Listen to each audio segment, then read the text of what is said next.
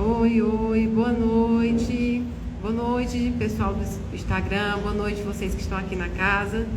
Nós tivemos um problema técnico e não foi possível fazer pelo YouTube. Nós não conseguimos fazer pelo YouTube. Então, vocês que estão entre o YouTube e o Instagram, avisem aos outros lá que a gente vai fazer pelo Instagram.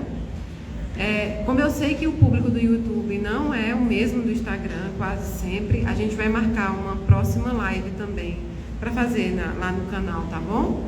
Eu vou ver uma data para a próxima semana e a gente pode marcar para a gente poder conversar. Mas é bom que a gente pode interagir também aqui no Instagram, não é? Boa noite, Neuza, Letícia. Vou mandar uns parabéns para a mãezinha Ná, que fez aniversário ontem, viu?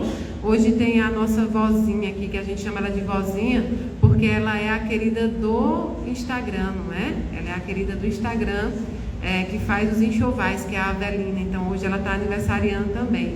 Ela é responsável pela confecção de todos os enxovais que saem aqui da casa também. A vozinha de todos os bebês, tá bom? E aí o pessoal vai entrando e a gente vai começar hoje, junto com o pessoal que está aqui na casa também, que tem um público, mais ou menos 70 pessoas. Nós vamos fazer uma palestra mais rápida, porque o pessoal já esperou muito aqui, mas nós vamos começar fazendo as nossas orações. Vamos fechar os nossos olhos físicos, abrir os nossos olhos espirituais, para estabilizar as nossas emoções, nossas energias, estabilizar e criar uma força, uma proteção, para abrir os nossos ouvidos, para que a gente possa entender a palavra que hoje requer, o que Deus requer de nós, não é? O que a espiritualidade requer de nós. Então, nesse momento, nós te rogamos, Deus Pai, em nome do nosso irmão Jesus Cristo, nós te pedimos, Senhor, aumentai a nossa fé. Aumentai a nossa fé e nos faz gratos por todas as oportunidades que nós temos nessa experiência terrestre. Seja elas as consideradas boas ou aquelas que nós não gostamos, porque nos inflige a dor, a solidão e a saudade. Pai eterno, nós te pedimos, visita os hospitais, visita todas aquelas pessoas que passam pelo processo da doença, que passam pela aprovação, pela expiação de uma doença, seja ela qual for. Mas especificamente, Senhor, nós te pedimos que sopre ar naqueles pulmões que estão precisando nesse momento, dentro das UTIs, em casa, passando por esse processo. Dai a cura no momento certo, se for determinado. Dai a coragem para lutar e dai a força para vencer. Deus amado, visita cada irmão em estado de necessidade, nas ruas, nos assentamentos, nas favelas, nos locais onde a pobreza impera. Visita cada um, Senhor, e os enche de esperança. Pai amado, visita cada casa, cada abrigo, cada lar de idoso, cada lar de criança.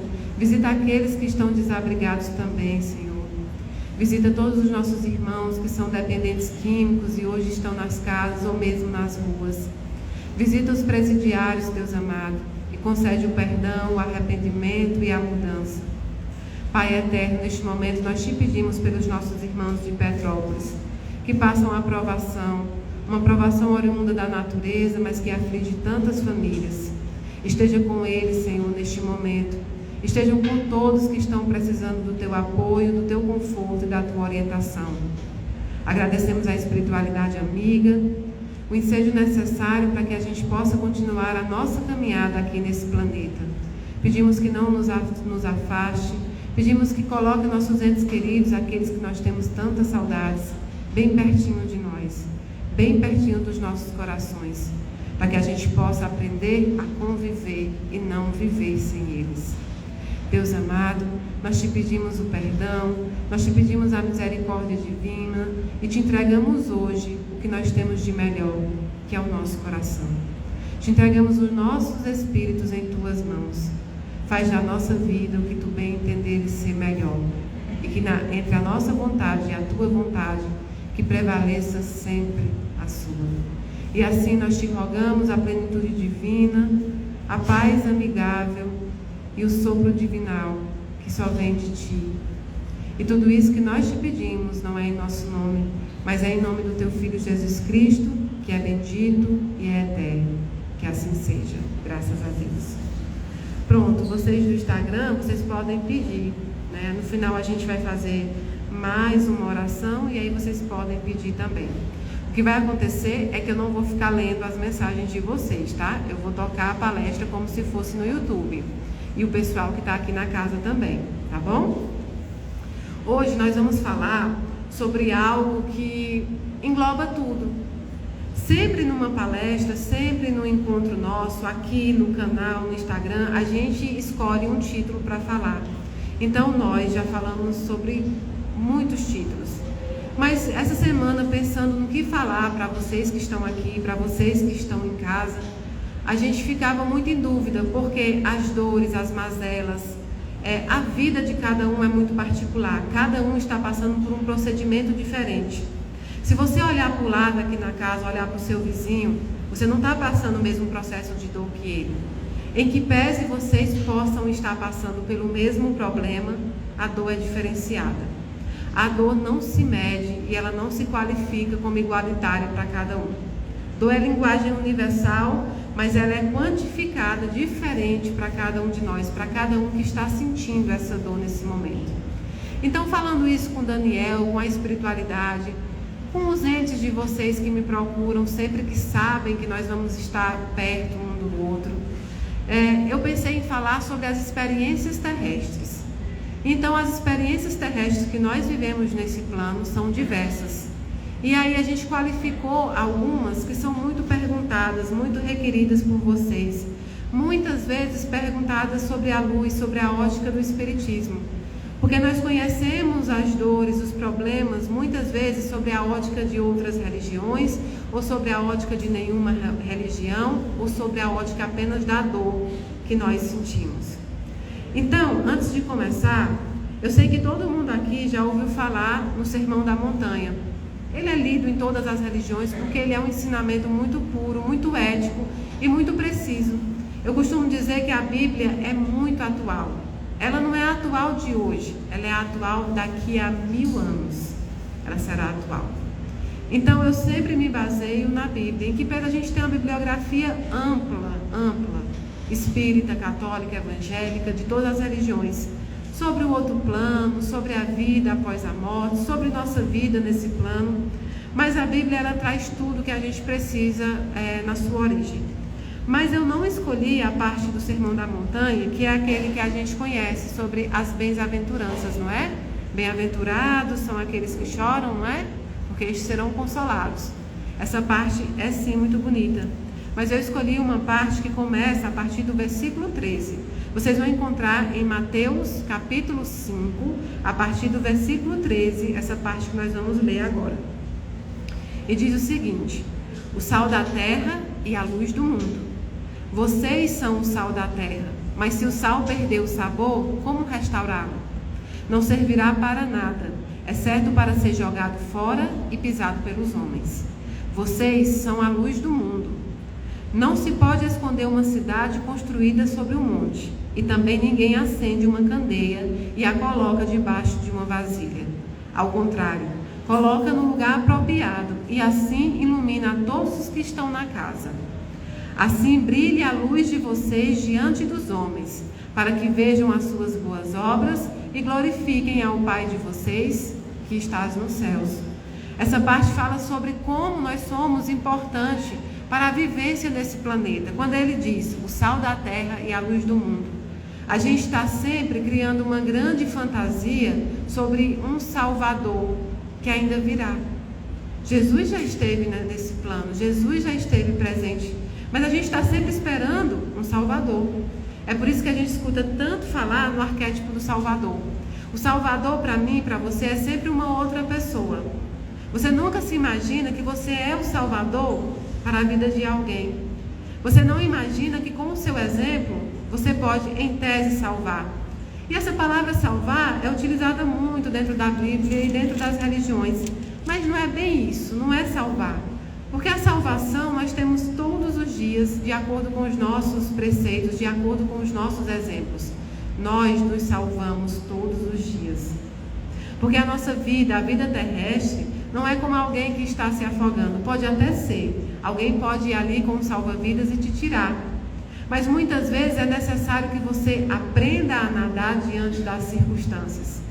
Quando alguém está se afogando, você ensina a nadar ou você simplesmente tira? Você tira, porque não vai dar tempo de ensinar a nadar. Então muitas vezes é assim que nós nos portamos. Nós precisamos entender que nós também podemos ser o sal do mundo. Brilhe a vossa luz. E ele diz, se o sal perder o gosto, de que servirá o sal? Diante dos nossos problemas, diante dos nossos obstáculos, é normal que a gente acredite que isso aqui acabou pra gente. Quantas vezes nós não dizemos diante do nosso problema? Não tem mais objetivo, não tem mais sentido. Nós todos, alguma vez na vida, já pensamos sobre isso. Nós não gostamos de admitir, mas já pensamos. Do que adianta tudo isso que eu estou fazendo agora? Eu perdi o emprego que eu tanto sonhava. Eu não consegui passar no concurso que eu tanto estudei. Eu perdi um filho, eu perdi um pai, uma mãe, um ente querido. E de novo, para você que é novo aqui, eu falo a palavra perder, porque é isso, o sentimento é de perda. Não adianta eu colocar outra palavra que não seja essa. O sentimento é de perda. Mas nós sabemos que a gente não perde pessoas, nós perdemos objetos que nos pertencem. As pessoas não, são espíritos individuais pertencentes ao Criador. Eu não me pertenço, você não se pertence. Você não é proprietária dos seus filhos ou de qualquer outra pessoa que você goste. Eles pertencem a Deus. E aí quando Deus chama de novo, quando Deus diz, eu vou buscar a minha joia, a gente não quer entregar. Porque a joia é bonita, porque ela te fez feliz, porque ela te fez se sentir a pessoa mais bonita, mais linda do mundo. Só que o ourives veio buscar a joia, ele quer a joia de volta. E às vezes a gente precisa entregar. E essa entrega não é fácil. Então, diante de muitas mazelas, e o luto principalmente, por que eu falo tanto do luto? Porque o meu trabalho é de consolo. Então a gente foca muito nisso. Porque é assim que eu consigo fazer, é assim que eu consigo caminhar. Talvez eu não entenda de muitos e muitos outros assuntos. Talvez eu não entenda da doutrina espírita como eu deveria, porque ninguém, a gente desencarna sem entender e sem saber de tudo sobre ela. A gente nunca sabe, na verdade, os desígnios de Deus. Isso é um mistério de fé, né? É um mistério do próprio Deus. Mas de uma coisa eu posso dizer para vocês. Eu entendo do luto, eu entendo da saudade. Não é só porque eu sou uma médium, porque eu já passei por isso. Todos nós já passamos. E quem não passou o luto, quem não passou a saudade de um ente muito próximo, vai passar. Porque a trajetória natural desse plano é essa. Nós enterrarmos as pessoas que nós amamos, ou elas nos enterrar. É isso que vai acontecer. E nós colocamos um tabu enorme na morte. Desde os primórdios, a morte é um tabu, assim como tantos outros assuntos que a gente evita conversar.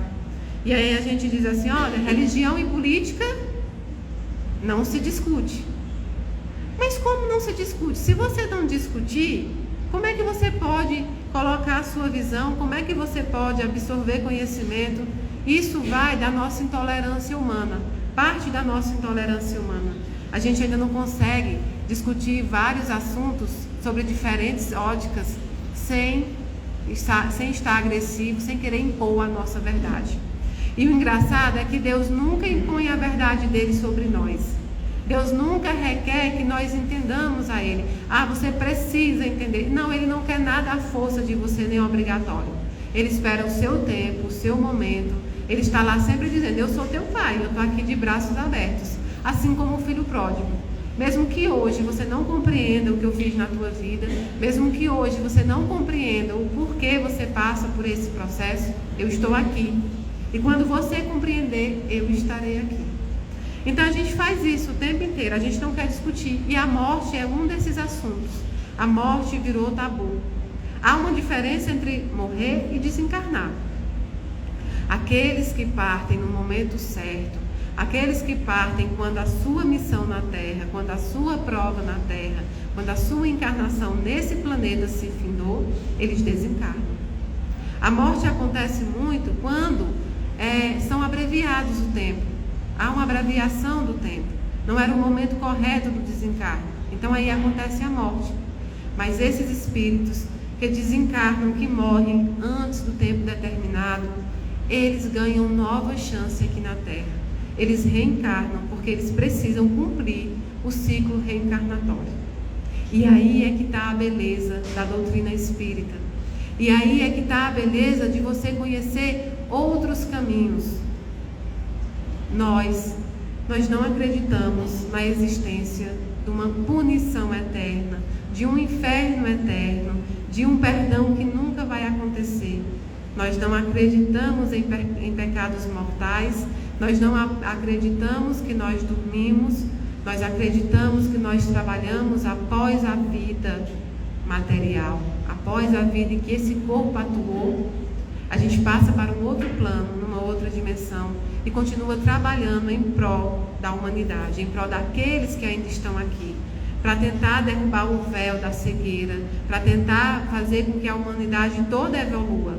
Porque a gente só vai chegar mesmo a abrir todos os portais quando a humanidade estiver toda evoluída. E é por isso que está demorando. E o instrumento da evolução é justamente a reencarnação. E tudo isso que eu falei é justamente para falar numa experiência terrestre, que é a morte, ou desencarne, e a reencarnação. Todos passaremos por essa experiência.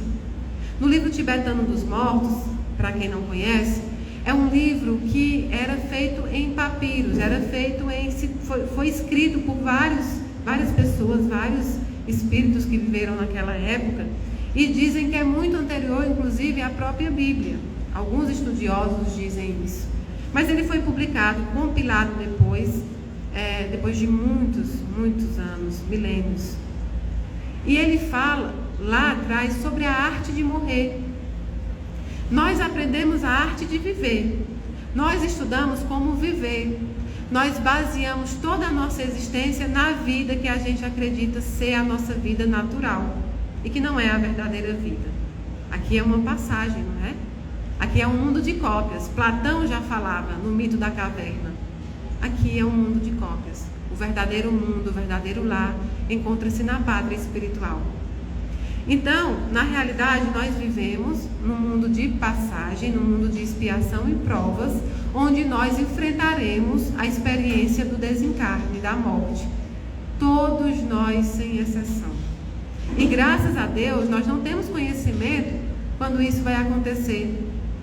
Eu sei que você pode pensar assim, mas eu gostaria de saber, porque eu teria feito muita coisa diferente se eu soubesse que meu filho só ia ficar mais um dia, mais 2 anos, mais 3 anos. Eu faria tudo diferente.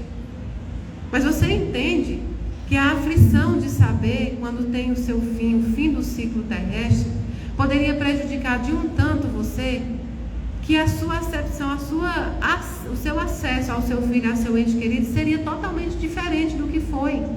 Você ia se privar de viver situações que você viveu. Todas as experiências que vocês viveram, que eu vivi com os nossos entes, que eu vivi neste planeta, são benéficas. São benéficas, oriundos da nossa existência. Aquela briga com aquela família difícil, sabe? Aquela pessoa difícil que você brigou e você fala assim, não sei se eu queria viver isso, não. Queria. A sogra difícil, o irmão difícil, a mãe difícil, o pai difícil, namorado, marido, não é? Tudo isso você viveria porque isso te trouxe experiências, né? Te fez ter experiências. E aí eu brinco porque tem o Dan, que é um espírito, um menino que sempre me acompanha, e ele fala assim, e eu vou virar o quê? Um cientista com tanta experiência? Eu nem cientista não virei, porque você fala assim, se é experiência, se não der certo, é experiência. E aí ele dizia que todo mundo vira cientista, porque só dá errado, né? Mas é isso, é experiência mesmo. E são boas essas experiências. Já pensou se você passasse uma vida inteira meio que robótico, fazendo o que você tem que fazer, porque você sabe que seu tempo será aquele? Graças a Deus, Deus foi misericordioso e não nos deixou saber. E aí você pode viver todos os dias como se fosse o último. Não será. Você irá acordar em um outro plano, numa nova vida, a vida verdadeira. A vida vai continuar lá. Mas aqui nesse plano, ela se encerra. E que com isso, que com a morte, a gente tire dela realmente os ensinamentos que nós devemos tirar. Viver sim, como se fosse o último dia. Não deixe aquele beijo que você quer dar hoje para amanhã. Não deixe aquele abraço que você quer dar hoje para amanhã. Nem aquela briga que você quer brigar hoje para amanhã. Não deixe de falar, não deixe de procurar. Não deixe de se irritar, não deixe de discutir. Não deixe, sabe por quê? O contrário do amor não é o ódio, não é a raiva. É a indiferença. Até o ódio, a raiva ou qualquer outro sentimento mais baixo, ele te liga às pessoas. Há um sentimento ali que pode ser transformado. A indiferença é que não. Então nunca deixe nada para amanhã, a não ser a louça na pia, porque essa você pode deixar, não é? Essa você cobra. Eu me lembro que minha mãe dizia: mulher, e essa pia cheia de louça, como é que tu vai dormir? Eu falei: não, tu não durmo em cima dela, eu deixo ela lá e vou dormir. O tempo é muito curto, não é não? Para você estar se preocupando com esses pratos que tá lá. No outro dia você faz, você vai lavando só o que vai comer e assim vai, não é? Igual roupa, gente. Passar roupa, deixa a vida passar ela, coloca no corpo e... Não é? Porque a gente perde muito tempo. É outra experiência. A gente perde muito tempo tornando grandes coisas pequenas. Eita, Mayra, agora tá falando pra gente ser suja? Não, gente, não é isso. Eu tô falando pra você não limpar a sua casa a ponto de você não ter tempo de viver dentro dela. A ponto de você não ter tempo de aproveitar. Assim é tudo na nossa vida, é uma questão de equilíbrio. Trabalhe para que você possa se sustentar, viver agradavelmente, poder ajudar os outros. Mas não trabalhe a ponto de deixar a sua vida, a única experiência nesse momento que você tem é esse dia, é o que você tem em mãos, você não sabe o amanhã. Então não trabalhe a ponto de deixar a sua vida neste plano passar e que daqui a 60 anos você possa só lembrar que você só trabalhou. É uma experiência. É tratar todos os dias como se fosse o último. E não porque a vida não vai dar continuidade, mas é sim o último nesse plano. E nós temos que aproveitar. Tudo que nós vamos levar para outro plano, para a nossa nova experiência, será aquilo que a gente conseguir carregar. Você vai conseguir carregar uma casa para outro plano? Dinheiro? Roupa? Você não vai conseguir carregar nada disso. O que você vai conseguir carregar é aquilo que não pesa em sacolas. São os tesouros eternos. E que todo mundo sempre bate nisso. Às vezes parece chato, porque toda pessoa que lida com religião, ela fala isso pra você e você não entende muito bem. Você fala, tudo isso de novo. Mas é. Porque nós somos aquele estudante que vai pro primeiro ano do ensino médio, segundo ano do ensino médio, terceiro ano do ensino médio, levando. E aí quando vai prestar vestibular, fala, eu queria ter estudado desde aquele início. Hoje eu não estava assim. Você vai para uma faculdade e você vai deixando a vida levar, entendeu? Quando eu fiz faculdade de Direito, tinha um professor que ele dava uma matéria que eu não era muito afim, meu espírito não era afim, nem a matéria nem a ele. E aí o que eu fazia? Eu respondia a chamada e ia comer estrogonofe na cantina. Resultado, no final do semestre, eu tive que correr durante 2 semanas para estudar para uma prova final, porque é lógico que eu fui para a prova final, para passar, e pedir misericórdia de Deus para passar, e pedir misericórdia dos Espíritos, pedir ajuda, não é? Nunca me ajudaram, gente, nunca me ajudaram, nunca, por mais que eu pedisse, né? Então a gente é assim, nós somos estudantes. Quando a gente fala que é trabalhador de última hora, somos os estudantes de última hora. E aí o que você não aprender naquela aula vai se repetir, porque você vai reprovar, vai repetir tudo de novo. Aquela aula que eu não queria ver, se eu reprovasse, eu ia retornar e o professor ia ser o mesmo. E é assim que funciona. Então que cada lição que seja nos dada, seja correspondida, da forma que você puder. O feito é melhor do que o perfeito, não é? Aqueles que buscam a perfeição, é lisonjeável, é o correto, a gente quer ser perfeito. Mas você tem que buscar fazer primeiro. Não deu para fazer com a perfeição, você vai fazer do jeito que dá. Está passando o processo do luto, olha, Maria, eu não consigo reagir. Eu não consigo simplesmente levantar da minha cama, vestir uma roupa, e ir no shopping, e ir andar, e ir fazer compra, eu não consigo. Tá, você não consegue sair ainda. Mas você vai se esforçar para levantar da sua cama, calçar um chinelo e ir lá para a sua sala. E todo dia você vai aumentar um pouquinho essa saída. E todo dia você vai se fortalecer um pouquinho, até o dia que você vai abrir a porta e vai conseguir sair.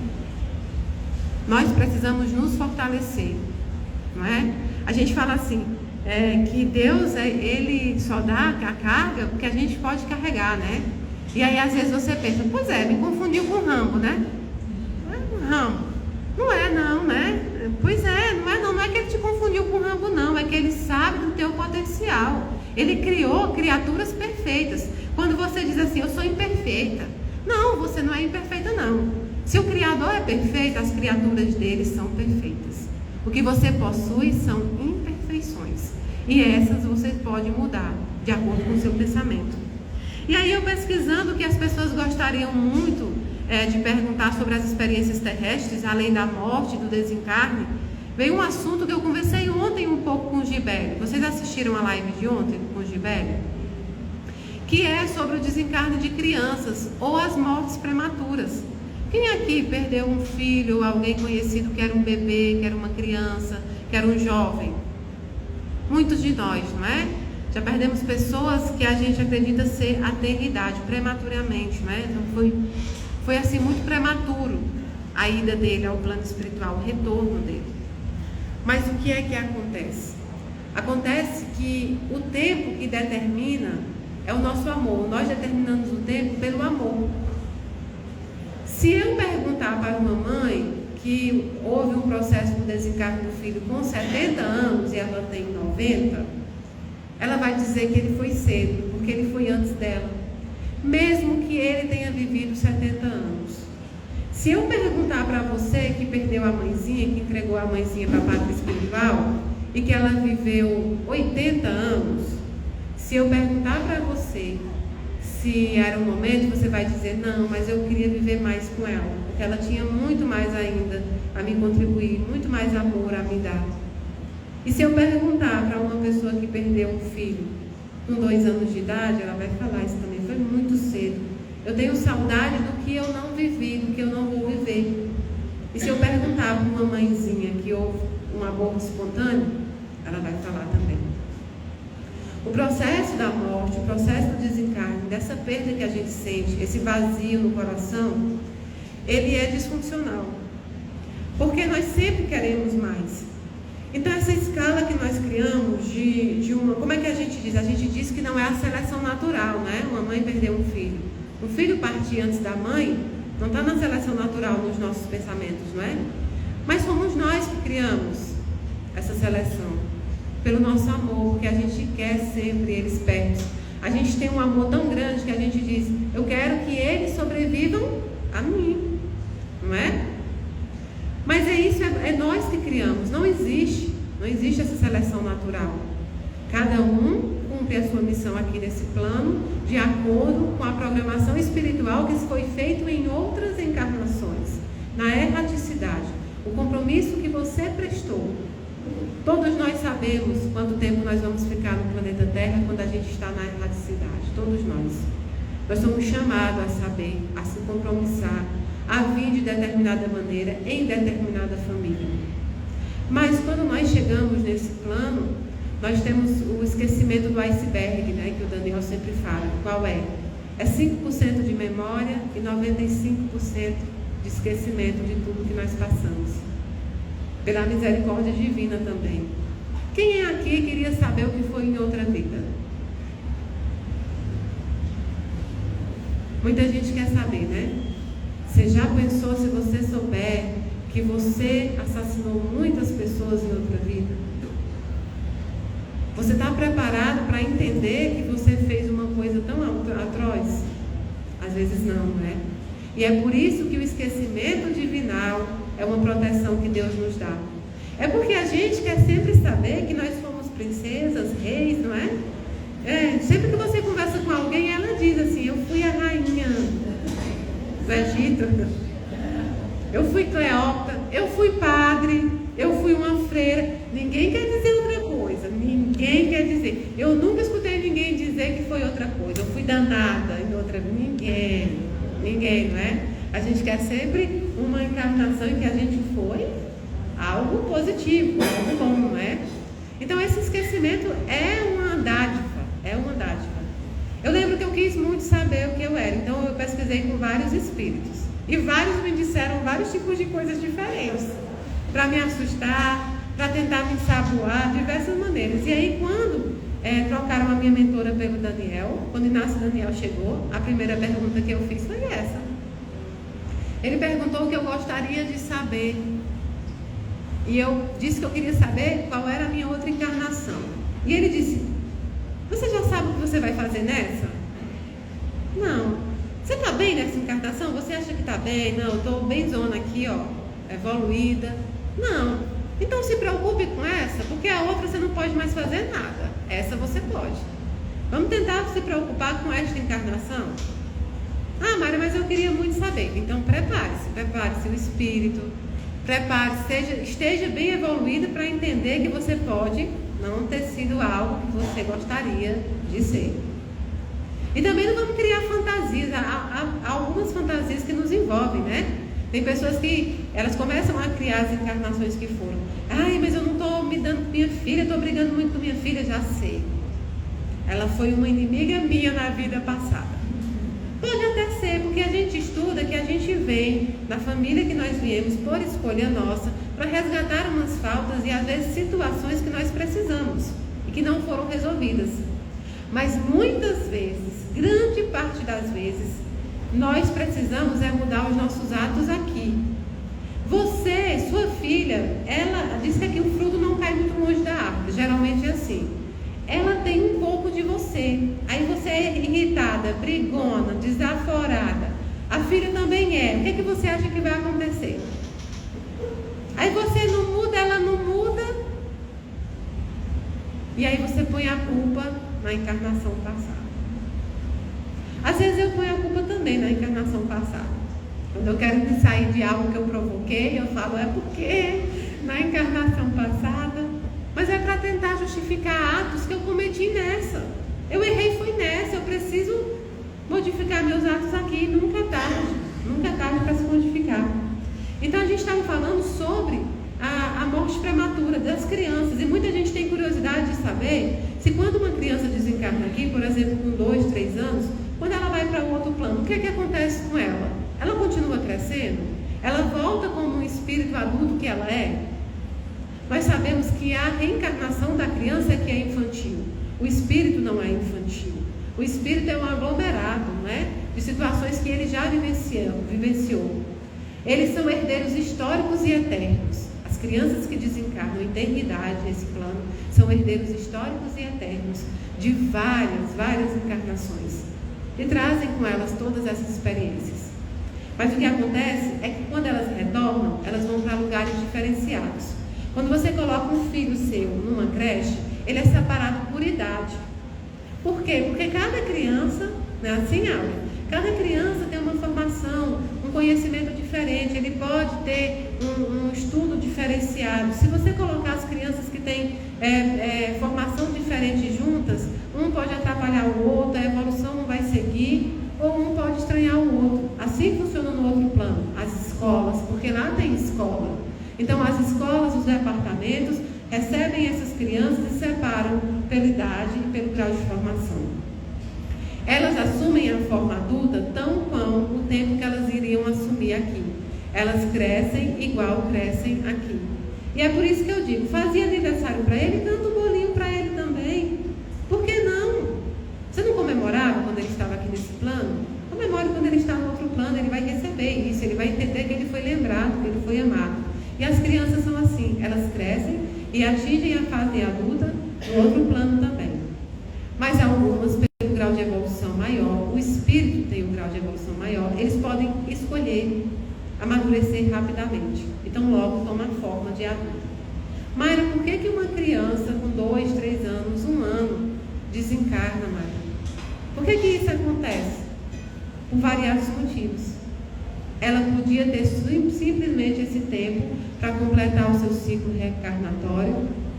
Muitas vezes ela vem e passa por esse processo porque ela precisava aprender, o espírito precisava aprender com isso, a família precisava também passar por isso, para entender o verdadeiro amor, para entender as verdadeiras questões da vida. E muitas vezes elas vêm por missão. Muitas vezes elas vêm por missão. Eu escuto muito as pessoas falando sobre as pessoas que vêm a este plano com deficiência. Às vezes, a religião, as doutrinas, elas são muito duras, muito frias ao falar. Às vezes você quer aplicar algo numa religião e não sabe a colocação dela. Porque de verdade, eu sou espírita, mas de verdade nós sabemos que só quem é onisciente, onipotente, onipresente é Deus. Só Ele sabe de tudo, só Ele é sabedor de tudo da criação. E às vezes a gente quer encaixar as pessoas que tiveram uma situação parecida no mesmo local. Vou explicar por quê.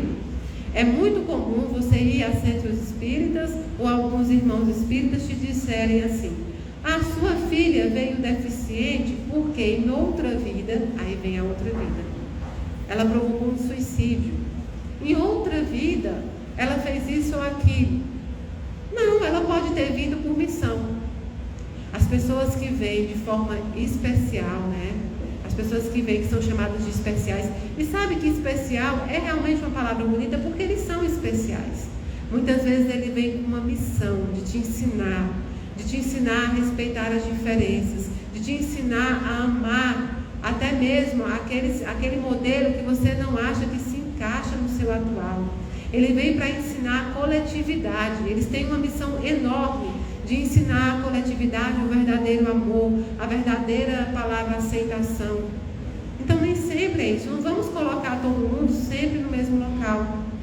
Outra experiência que acontece isso, o suicídio.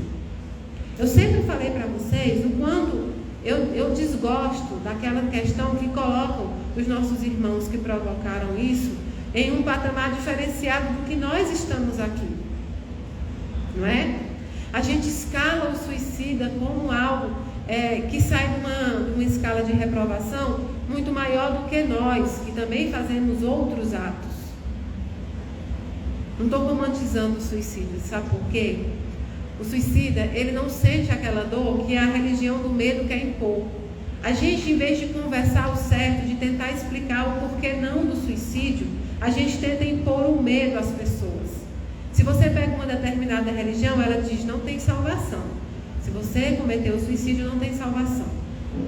Se você vem para outra religião, mesmo que ela seja de consolação, você pode escutar de alguém que o seu filho, que o seu parente que cometeu esse ato, ele está no vale do suicida sofrendo muito e, enfim, coloca o terror. Não é assim. Nós precisamos entender o porquê nós não podemos tirar a nossa própria vida. Além da vida ser pertencente a Deus, o que o irmão suicida, o que o irmão que praticou esse ato sofre, não é uma dor da carne, não é uma dor da matéria, não é uma dor do corpo. É uma dor da consciência. E a consciência é o espírito. Nós temos 3 corpos: corpo físico, perispírito e o espírito. O que a Mayra enxerga não é espírito, é o perispírito. Eu não enxergo o espírito, só Deus pode enxergar, porque o espírito é a consciência. Então o que os nossos irmãos sofrem é uma dor na consciência que é muito, milhões de vezes pior do que a dor da matéria. Porque a dor da matéria vai passar, a dor da consciência eles precisam aprender, reaprender, eles precisam a duras penas caminhar. E eles caminham. Muitas cartas que eu tive a honra de escrever por irmãos que cometeram esse ato foram cartas cartas muito bonitas de ensinamento do perdão, de ensinamento das boas novas, de ensinamento do porquê isso não pode acontecer. Eles vêm trazendo um rito de esperança, eles vêm trazendo um rito de boas novas, ele vem trazendo para você o verdadeiro motivo de o porquê você deve continuar neste plano, mesmo diante dos problemas. E eles lá lutam para evoluir, e vão evoluir, e irão ser resgatados, e vão estar com a família vão cuidar, e vão voltar para este plano para resgatar estas faltas, para terminar o seu ciclo de reencarnação. Mas há diversos motivos para o suicídio, há diversos tipos de suicídio, e a gente não pode encaixar todos. em uma caixinha só. Como a gente não pode encaixar nada na vida. Então, procurem entender o porquê alguém não pode se suicidar. Não impor o medo. Todos, exatamente todos os irmãos que tiram a própria vida, eles têm que lidar, além dessa dor na consciência, com o arrependimento ou com o remorso. Aqueles que lidam com o remorso ainda estão longe da sua evolução, precisam passar o tempo a resgatar. Aqueles que lidam com o arrependimento, logo eles reconhecem que precisam lutar, que precisam evoluir para seguir. E seguem. Mas não cabe a mim, não cabe a você, não cabe à religião, não cabe a ninguém julgar. Porque tem atos que qualquer um de nós seríamos capazes de cometer. Você acha que não, mas você é capaz de cometer. No momento de loucura, no momento de sofrimento, no momento em que você está influenciado. E é por isso que nós precisamos sempre procurar evoluir, para que a gente passe por esses momentos de forma a saber sair deles. Mas nem todo mundo consegue. E da nossa parte, o que a gente deve vibrar para esses nossos irmãos é amor, é cuidado, é oração, é dizer força, força, porque quando você passar esse tempo determinado que você vai ter que passar para resgatar, você vai ser resgatado, vai para a colônia, vai encontrar seus familiares. Até então, força daí que eu vou ter força daqui. Vou fazer o possível para te ajudar daqui e eles vão ter força para lutar de lá. E eles, grande parte, têm. Grande parte reconhece e tem força para lutar. Então, passar dessa experiência também, que é uma das experiências que eu sempre recebo pergunta, tem outra que é sobre a cremação. Muita gente pergunta sobre a cremação. É válido cremar? O que é que a doutrina espírita pensa sobre a cremação? Porque há todo um mito também diante da cremação. Nós sabemos que desde os primórdios a cremação é utilizada, não é? Nas piras, no Egito, em outros locais, na Grécia. O fogo, ele tem um sinônimo de purificação. O fogo é algo que purifica para aqueles povos. E era muito usado. Então, quando as pessoas desencarnavam, eles colocavam em piras e ateavam o fogo. E era normal. Mas, com o tempo foi passando, e a gente foi criando mitos em cima de procedimentos, né? Para se desfazer do corpo material, mitos religiosos, mitos. A doutrina espírita não proíbe nada. Não há nada que a doutrina espírita faça proibição. Ela respeita o livre-arbítrio que foi dado por Deus para as criaturas que estão. Então a cremação é vista com bons olhos pela doutrina espírita também. A única coisa que os espíritos superiores nos aconselham é a espera. Chico Xavier, lá no Consolador, por intermédio de Emmanuel, ele aconselha que se espere 72 horas para que possa se fazer a cremação. Para que é isso? É para que o espírito tenha tempo de se desligar, não é? Definitivamente do corpo material que ele esteve por tanto tempo. Nós temos uma ligação com esse corpo que foi nossa casa. Mas isso vai de espírito para espírito. Há pessoas que no momento do desencarne já estavam desapegadas a esse corpo material. E então não importa o que vai acontecer com esse corpo material que esse espírito vestiu. Você não é um corpo que tem um espírito. Você é um espírito que tem um corpo. E esse corpo vai se desfazer. É por isso que a gente diz, cuidemos da nossa casa, né?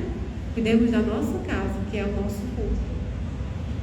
Então, a cremação é vista com bons olhos. E tudo depende da sua evolução. É por isso que você precisa buscar evolução ainda neste plano. E pouco importa o que vai acontecer com o corpo material logo depois, não é? Muita gente pergunta também sobre a dependência química, né? A dependência de vários. A gente pode falar da dependência de várias coisas. O que é que acontece? Como eu disse para você, nós temos 3 corpos e um deles é o perispírito. E tudo que você faz no seu corpo físico tem sintonia com o perispírito. Ele sofre as mudanças energéticas do que você está fazendo. Os nossos irmãos que são dependentes de químicos ou dependentes de várias outras coisas, das drogas ilícitas, não é? Da dependência do trabalho, a dependência do dinheiro, da dependência no geral, eles sofrem muito, porque eles sofrem muitas vezes influência de outros espíritos que se afinam àquele ato que ele está praticando. Quando você chega num bar e está todo mundo bebendo, e você é médium, ao longo de todo mundo que está bebendo ali, você vê milhares de espíritos. São espíritos que estão afins àquele momento, que acham que vão aproveitar também daquele momento. E eles influenciam estes encarnados que fazem isso. O processo da dependência química é um processo que precisa de muita ajuda. Farmacêutico, psíquico e também espiritual. Tem que agir nesses 3 campos. Tem que despertar na pessoa a vontade, o desejo também da alma futura, não é? E a OMS, ela já catalogou a dependência química como doença, não é? De tão grave que é. E aí vem uma outra pergunta que também fazem: corpos incorruptos. Quem aqui é católico já ouviu falar? A freira Bernadette. Ela desencarna, e aí 30 anos depois, a Igreja Católica começa o procedimento de canonização dela. E para fazer esse procedimento, eles exumam o corpo. Então, 30 anos depois, o corpo dela está em perfeito estado. Não houve decomposição do corpo. Retiram ela e ela está com o corpo em perfeito estado. E vários são os outros que até se tornaram santos e canonizados pela Igreja Católica, que passaram por esse procedimento, né? O Pio, né? O Papa Pio. Então, teve a Carolina, várias freiras, todas elas passaram por esse processo.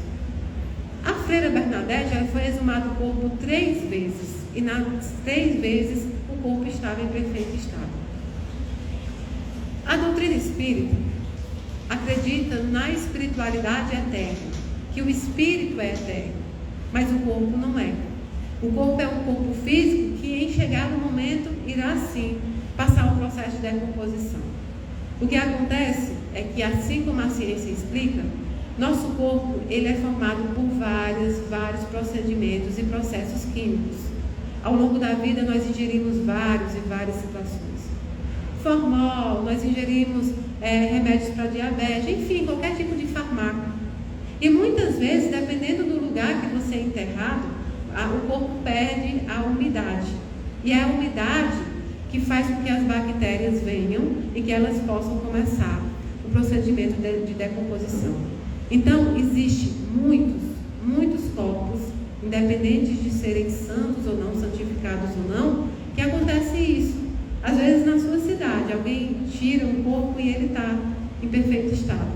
Porque é um processo natural que não é raro, acontece.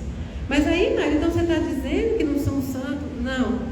Está vendo como a gente se apega às coisas pequenas?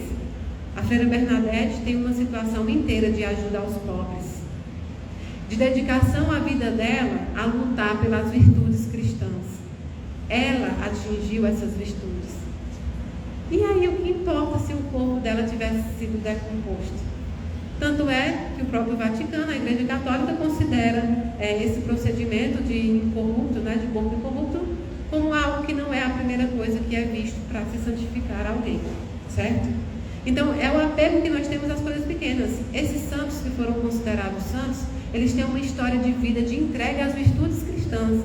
E é nisso aí que a gente deve se apegar.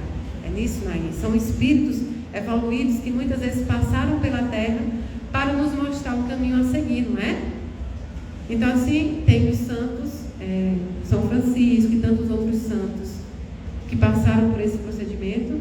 E tem também aqueles espíritos que ainda continuam entre nós, né? Nós temos o padre, que eu sempre falo dele, Júlio Lancelotti, não temos?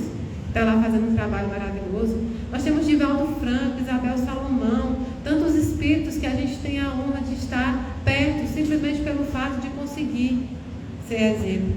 Tem tantos espíritos evoluídos aqui, no meio de vocês, às vezes dentro da sua casa, do seu lado, você não consegue ver, não é? Então, o corpo incorrupto, para nós espíritas, é isso, é um procedimento natural que às vezes acontece com o corpo material. Fertilização in vitro. Muita gente pergunta o que é que o Espiritismo acha disso.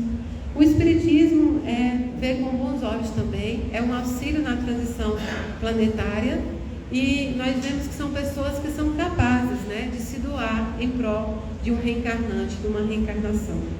Então, Divaldo Franco tem um livro, no livro da transição planetária de Divaldo Franco, fala um pouco sobre isso também. Quem tiver interesse de ler, aquelas questões informações do pessoal das crianças, vocês podem ver também no Escola no Além de Chico Xavier. Então tem várias outras coisas, eu não vou tomar o tempo, talvez numa outra palestra a gente consiga falar sobre outros determinados motivos, né? Então assim, o pessoal que está em casa, que assiste, sabe que sempre que eu posso, que eu costumo, eu dou os recados. Aqui na casa tem o seu Joaquim e a dona Thelma, que estão presentes, não sei se a família está aqui, mas que eles estão presentes também. Tem o seu Roberto Vieira, que é chamado de Peló, que é filho de Dona Vilma. Tem o seu Edgar, que está com o seu Luiz e com a Cristina, viu? E tem o Lucas Peixoto, que é um rapaz muito, muito, muito bonito, que está aqui também, e que está com os avós Emília e Manuel.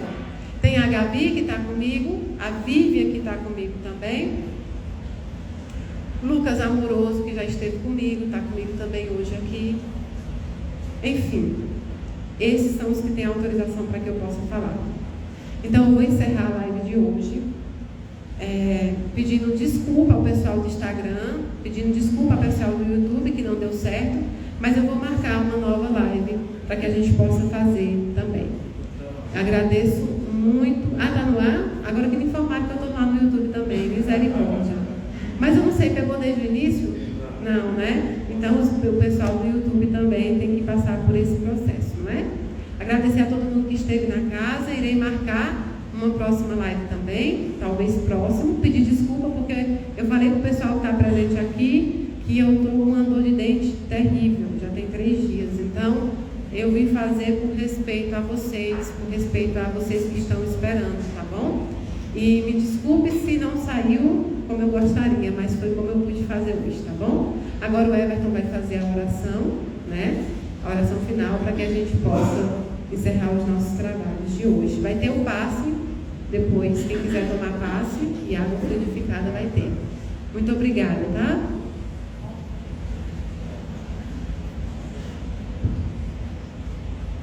Senta aqui.